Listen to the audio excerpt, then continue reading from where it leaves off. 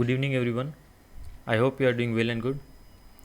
Welcome to another video on price action series. और आज की इस वीडियो में हम सारला पुली के बारे में बात करने वाले हैं, जो कि एक कॉटन टेक्सटाइल का स्टॉक है। सारला पुली एज यूजुअल दोनों चार्ट हम ईयरली और हाफ ईयरली का रखेंगे। स्टार्टिंग से लेफ्ट साइड में हाफ ईयरली का चार्ट है और राइट साइड में ईयरली का चार्ट है। अगर मैं ईयरली टाइम फ्रेम पे देखूँ तो मुझे क्या समझ में आ रहा है, प्राइस ईयरली डिमांड जोन से ऊपर जा रहा है। अगर मैं प्राइस की हिस्ट्री भी चेक करूँ सबसे पहले, तो यहाँ पे 31 दिसंबर को ये ओपन होता है 13 रुपीज़ पे। उसके बाद ऑल टाइम हाई देके नीचे आता है, फिर ये बेस कैंडल बना के ये वाला एक ईयरली का डिमांड जोन बनता है मेरे पास 17 रुपीज़ वाला। और प्राइस उसी ईयरली के डिमांड जोन से ऊपर जा रहा है। और ईयरली के डिमांड जोन से ऊपर जाने के बाद क्या हुआ, ये डिमांड जोन बनता है मेरा, और उसके बाद एक फॉलोअप एक और डिमांड जोन बन जाता है मेरे पास। अगर मैं नीचे वाले को वीक टू वीक मार्क कर रहा हूँ तो kind of like price wick से ऊपर जा रही है। अभी जो ईयरली का डिमांड जोन बनाया वो रिसेंटली 63 रुपीज़ और 32 रुपीज़ ऐसा कुछ आ रहा है। ये वाला देखो दिख रहा है, 31 दिसंबर 2019 वाली कैंडल है ईयरली की। प्राइस यहाँ से ऊपर जाके ईयरली का डिमांड जोन बनाता है। और ये जो ईयरली का डिमांड जोन बनता है, 1 सेकंड, ये जो ईयरली का डिमांड जोन बनता है YDZ1, उसने previous all time high breach करके क्लोजिंग भी दिया है अच्छा खासा। उसने अच्छा खासा क्लोजिंग भी दिया है ईयरली टाइम फ्रेम पे।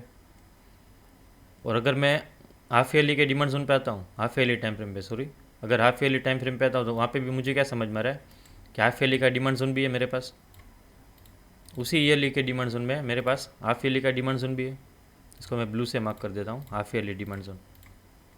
और मेरा हाफ ईयरली का EMA भी है वहाँ पे। और प्राइस ऑल टाइम हाई देने के बाद 132 लगा के प्राइस अभी नीचे आ रही है। करंटली कहाँ पे 68 लेवल्स का लो लगा के अभी 76 पे currently half yearly time frame पे। तो ईयरली हाफ ईयरली में तो मुझे ये समझ में आ रहा है कि नीचे प्राइस में अच्छा खासा डिमांड जोन है, ईयरली डिमांड जोन भी और हाफ ईयरली डिमांड जोन भी। और दोनों एक दूसरे से पूरा मतलब कोइंसाइडिंग डिमांड जोन है हाफ ईयरली। तो अब मैं चलता हूँ मंथली और क्वार्टरली पे। राइट साइड में क्वार्टरली है और लेफ्ट साइड में मंथली का टाइम फ्रेम है। अगर मैं क्वार्टरली पे देखूँ तो मेरे पास क्वार्टरली में भी एक मेरे पास डिमांड जोन है RB2, जिसको मैं डार्क ग्रीन बॉक्स से मार्क कर रहा हूँ। 57 और 43 44 ऐसा कुछ है प्रोक्सिमल और डिजिटल लाइन। और मेरे पास क्वार्टरली का EMA भी है H4 करके। इसको 1 सेकंड, ब्लू सॉलिड सेव, ये वाला मेरे पास क्वार्टरली का EMA भी है। और सेम इसमें भी मुझे कोई क्वार्टर सप्लाई जोन दिख नहीं रहा है, ऑल टाइम हाई से नीचे आ रहा है। तो एक ये मतलब ऐसा बोलोगे कि ये वाला विदाउट बेस वाला मार्क कर सकते हैं, बट अभी एक कैंडल क्लोज नहीं हुआ है। मार्च में ये वाला कैंडल क्लोज होगा क्वार्टरली का, राइट। तो क्वार्टरली में तो कोई सप्लाई जोन नहीं है, बट क्वार्टरली में डिमांड जोन है। जो demand zone half yearly demand zone plus yearly demand zone से कोइंसाइडिंग करता हुआ है, पूरा like fully coinciding demand zone है ये वाले तो। और अगर मैं उसके पीछे देखूँ तो मेरे पास पीछे भी ये वाले डिमांड जोन दिख रहा है मुझे कुछ, RB3 ये वाला डिमांड जोन, जो कि अगेन ईयरली डिमांड जोन से कोइंसाइडिंग वाला डिमांड जोन है क्वार्टरली का। अब इतना तो क्लियर हो गया। और अगर मैं चाहूँ तो मेरे यहाँ पे भी एक मैं मार्क भी कर सकता हूँ। यहाँ पे अगर मैं ऐसे चाहूँ तो ऐसा कुछ मैं मार्क कर सकता हूँ कि प्राइस सप्लाई जोन से नीचे आता है, फिर से ऊपर जाता है, फिर ये सप्लाई जोन से नीचे आता है। देखो ये वाले सप्लाई जोन से डाउन, ये वाले सप्लाई जोन से डाउन, फिर ये वाले कुछ सप्लाई जोन से डाउन, और प्राइस में फाइनली ये वाला एक अप मूव आ जाता है, ब्रेकआउट मूव। सारे सप्लाई जोन टेस्टेड से प्राइस हाई, ईयरली का डिमांड जोन का सपोर्ट था, धीरे धीरे ऊपर जाके और ये वाला फाइनल अप मूव। अगर मैं मंथली पे देखता हूँ, अब चलते हैं मंथली पे। अगर मैं मंथली पे देखता हूँ तो मंथली में मुझे कोई डिमांड जोन नज़र नहीं आ रहा है। मंथली में मुझे कोई डिमांड जोन नहीं नज़र आ रहा है। बट अगर मैं मंथली में सप्लाई जोन देखने जाऊँ तो मुझे ऐसा कुछ ये सप्लाई जोन दिख रहा है, ये वाला मुझे मंथली का सप्लाई जोन नज़र आ रहा है। सॉरी, अगर मैं मंथली के टाइम फ्रेम में देखूँ तो मुझे ये समझ में आ रहा है मंथली का एक सप्लाई जोन यहाँ पे बन चुका है RB4 105 131 प्रोक्सिमल और डिजिटल लाइन। और प्राइस अभी डाउन आ रही है। प्राइस एक बार के लिए मंथली के EMA ने प्राइस को ऊपर भी जाने दिया। फर्स्ट टाइम जब प्राइस मंथली EMA के पास आया तब प्राइस को एक बार के लिए अप मूव भी दिया यहाँ से, और उसके बाद यहाँ से डाउन आ गया। उसके बाद प्राइस, मेरे पास ये क्वार्टरली का डिमांड जोन है, क्वार्टरली का डिमांड जोन, हाफ ईयरली का डिमांड जोन और ईयरली का डिमांड जोन, ये वाला। प्राइस अभी उससे थोड़ा सा दूर है, प्राइस अभी थोड़ा उससे दूर है। अगर मैं चाहूँ तो ये वाला एक डिमांड जोन है, ऐसा कुछ मैं मार्क कर सकता हूँ। ये सारा का सारा मतलब इसको मैं बेस कैंडल कंसिडर कर रहा हूँ, ये सब कुछ। ये भले एक्साइटिंग कैंडल दिख रहा है, बट मैं समझने के लिए इसको एक जोन मार्क कर रहा हूँ। ये वाला पूरा का पूरा बेस कैंडल ये मार्क कर रहा हूँ मैं। 29 दिसंबर वाली जो कैंडल है उसको लेग इन ले रहा हूँ, ये बाकी सब बेस कैंडल ले रहा हूँ, और ये वाला लेग आउट 31 में और 28 जून, ऐसा भी कुछ मार्क कर सकता हूँ। बट चलो ठीक है, इसको भी ज़्यादा मतलब कन्फ्यूजिंग नहीं बनाते। मंथली का डिमांड जोन नहीं है अभी के लिए, इतना समझते। अब मैं चलता हूँ वीकली पे, इतना क्लियर है क्वार्टरली और मंथली का। मेरे पास ये जो नीचे का डिमांड जोन है, ईयरली का डिमांड जोन है, हाफ ईयरली का डिमांड जोन है, क्वार्टरली का डिमांड जोन, इतना क्लियर है। अब मैं चलता हूँ वीकली पे। अब मैं सीधा एक ही चार्ट पे वीकली का समझाता हूँ अच्छे से। वीकली का अगर हम देखते हैं, वीकली में मुझे क्या समझ में आ रहा है, प्राइस में ऑल टाइम हाई लगता है। देखो प्राइस में ऑल टाइम हाई लगता है, यहाँ पे ऑल टाइम हाई से प्राइस नीचे आता है, मेरे पास एक वीकली का सप्लाई जोन क्रिएट हो जाता है। RB5 सारलापुली में प्राइस ऑल टाइम हाई का सप्लाई जोन क्रिएट कर देती है 116 132। ये पॉइंट 1-2 मतलब रुपीज़ ऊपर नीचे हो तो मतलब इतना कुछ ज़्यादा सोचना नहीं उसके बारे में। 116.8 और ऐसा कुछ रफली मतलब अप्रोक्सीमेट वैल्यू ही मतलब हम कंसिडर कर लेंगे। ये वीकली का सप्लाई जोन बनता है मेरे पास ऊपर। उसके बाद प्राइस नीचे आती है, देखो प्राइस, उसके बाद प्राइस नीचे आती है ऑल टाइम हाई से। इसको मिला ट्रेंड का फेवर RB6 को। प्लस RB6 का अचीवमेंट क्या है, इसने ये जो प्रीवियस ऑल टाइम हाई था उसको ब्रीच करके ऊपर क्लोजिंग दिया। मतलब ये डिमांड जोन अपने आप में पावरफुल हो गया RB6, plus all time high भी दिया है।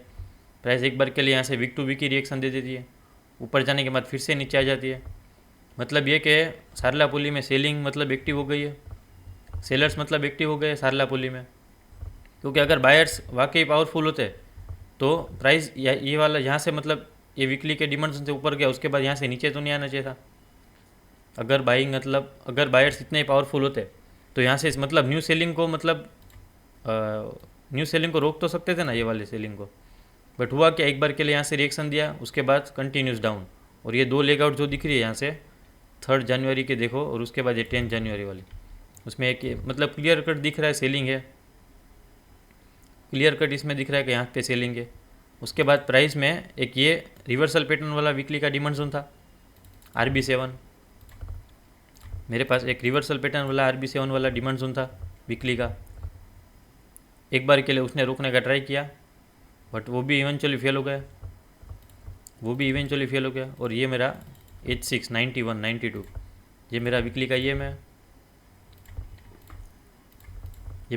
ये मेरा अगर मैं चाहूँ तो ऐसा कुछ एक ये वीकली का सप्लाई जोन है RB8, मेरे पास एक RB8 बनता है नीचे आने के बाद, और ये RB7 को तोड़ देता है। देखो RB7 ये टूट गया, RB7 यहाँ पे प्राइस तोड़ने के बाद, ब्रीच होने के बाद फिर से एक ग्रीन कैंडल बनाती है। क्यों? क्योंकि यहाँ मेरे पास पीछे कुछ रहा होगा, ये एक टेस्टेड वीकली का डिमांड जोन है, ये मेरे पास एक टेस्टेड वीकली का डिमांड जोन है। अगर मैं इसको ऐसे गैप के साथ मार्क करता हूँ तो ये एक बार के लिए यहाँ पे टेस्टेड था, एक बार के लिए यहाँ पे, और एक बार फिर से यहाँ पे टेस्टेड हो गया,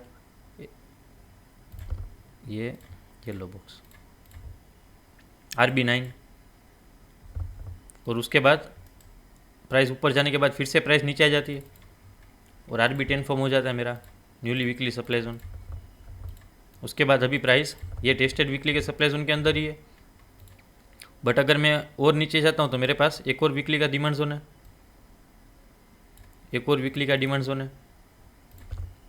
तो ये कौन सा ट्रेड आ गया मेरे पास, ये वाला डिमांड जोन आ गया वीकली का। तो ये कौन सा ट्रेड टाइप हो गया मेरा, क्या मैं कह सकता हूँ ये QIT भी है मेरा।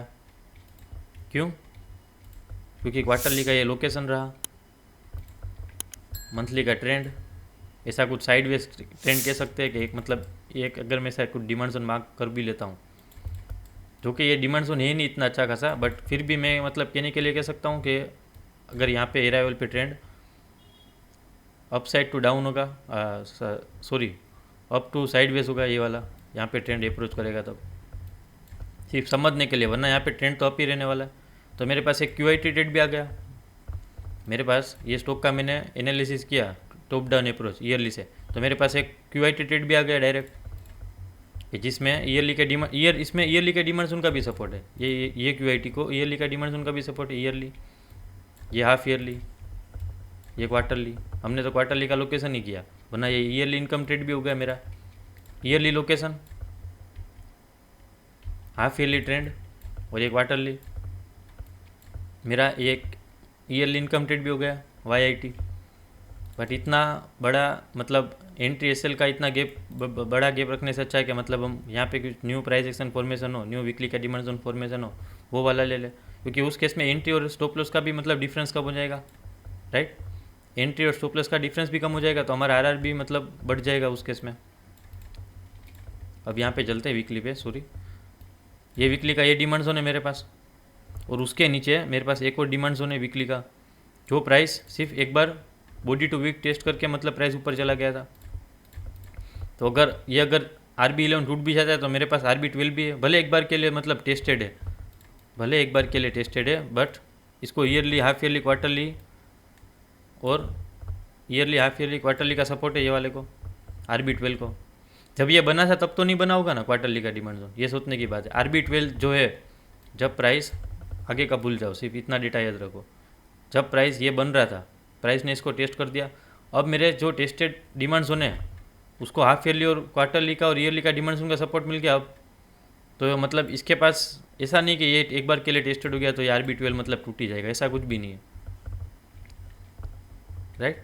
ऐसा कुछ नहीं है कि ये टेस्टेड है तो मतलब टूट गया, टूट जाएगा, ऐसा कुछ भी नहीं है।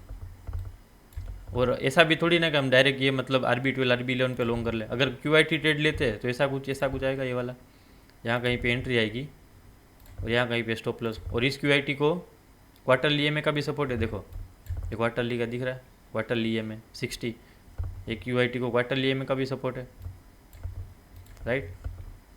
और अगर मैं डेली पे चलता हूँ तो डेली का जो मतलब रिसेंट जो हाई है, जहाँ से प्राइस डाउन फॉल हो रहा है, डाउन का, अगर मैं करंट मार्केट प्राइस के मतलब रिसेंट लो के मतलब देखूँ तो भी मेरा कितना 47-48% ऐसा कुछ फॉल आ रहा है। तो उतने फॉल में तो अगर हमको मतलब इतना मतलब यहाँ से प्राइस ऑल टाइम हाई से मतलब यहाँ से यहाँ तक आई है, तो ट्रेंड मतलब कितना डाउन हो चुका होगा।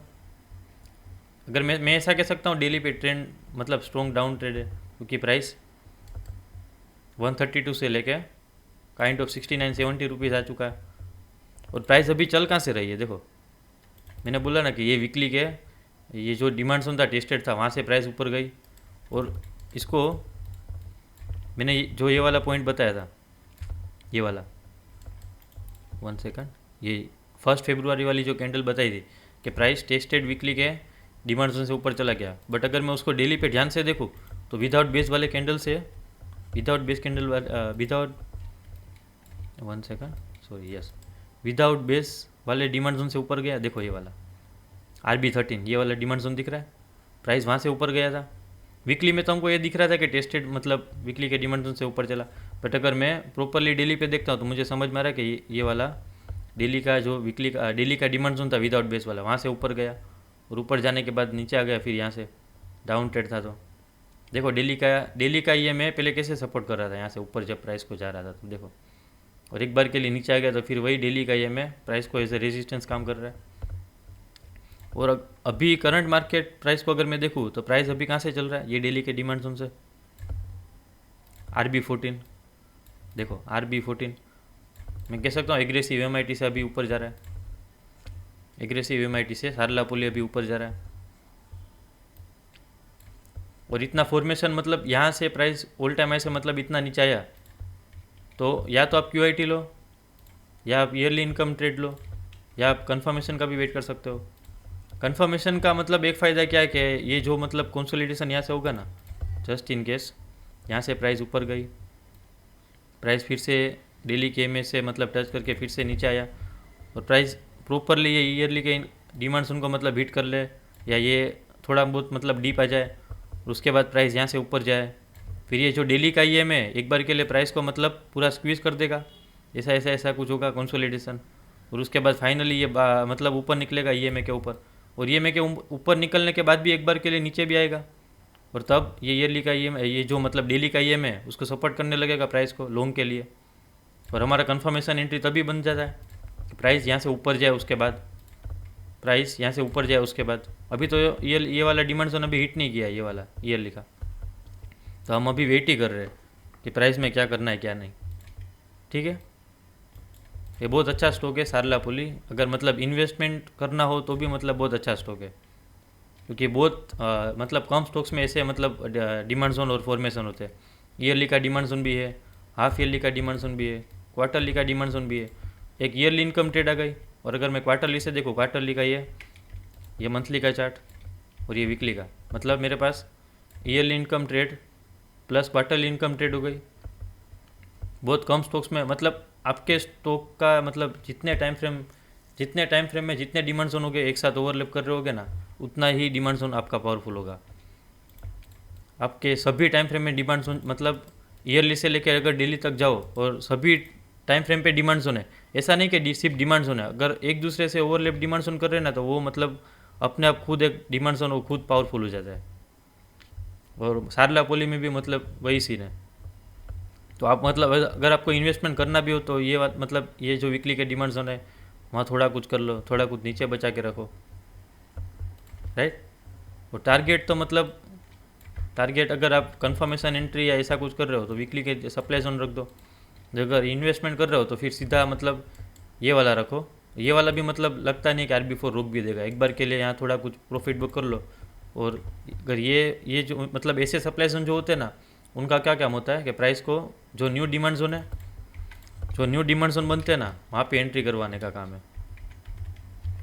ये जो सप्लाई जोन होते हैं ना, उनका काम क्या होता है कि प्राइस को वहाँ तक पहुँचाओ जहाँ न्यू डिमांड जोन फॉर्म हुआ है, वहाँ फिर से हम मतलब न्यू एंट्री ले सकते हैं।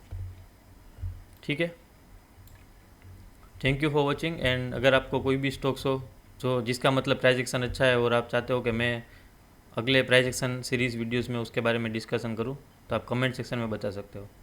Thank you for watching and see you in the next video. Take care.